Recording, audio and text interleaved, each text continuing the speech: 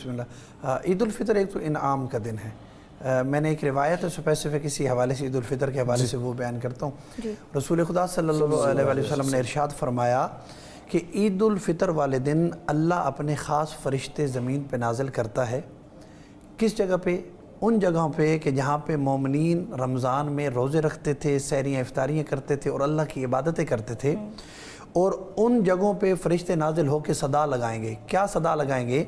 کہ اے اللہ کے بندو، اے اللہ کی عبادت کرنے والو، اللہ نے ہمیں بھیجا ہے، آ کے ہم سے اپنا انعام لے کے جاؤ۔ وہ آوازیں لگائیں گے اور اپنے رب کی طرف لوٹ آؤ۔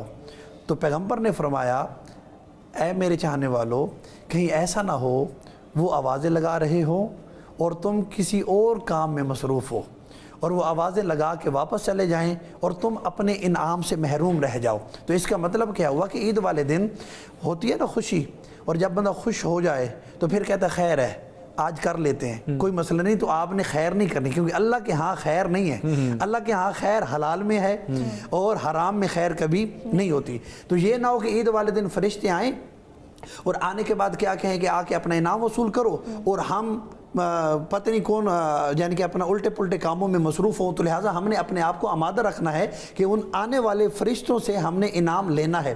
دوسرا جو روایت ہے، حدیث بھی ہے کہ عید والے دن خوشبو کا لگانا، بہترین لباس کا پہننا، اور تکبیر کہتے ہوئے عید پڑھنے کے لیے جانا، جاتے ہوئے رستہ اور اختیار کرنا، آتے ہوئے رستہ تبدیل کرنا، ٹھیک ہے جی۔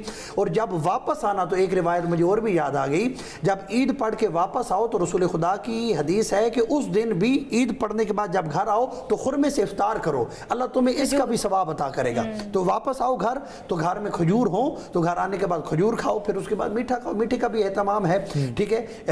دوسرے ہے کہ اگر کوئی ناراض ہے، سب سے بڑھ کے یہ کہ اگر آپ نے رمضان گزارا اور کوئی آپ کا رشتہ دار ہے، کوئی آپ کا دوست ہے، وہ آپ سے ناراض ہے اور پورا رمضان ناراضگی میں ہی گزر گیا ہے، تو سب سے پہلے عید والے دن اس کے پاس جائیے اور اس سے اپنے آپ سے راضی کیجئے، تاکہ اللہ بھی آپ سے راضی ہو جائے۔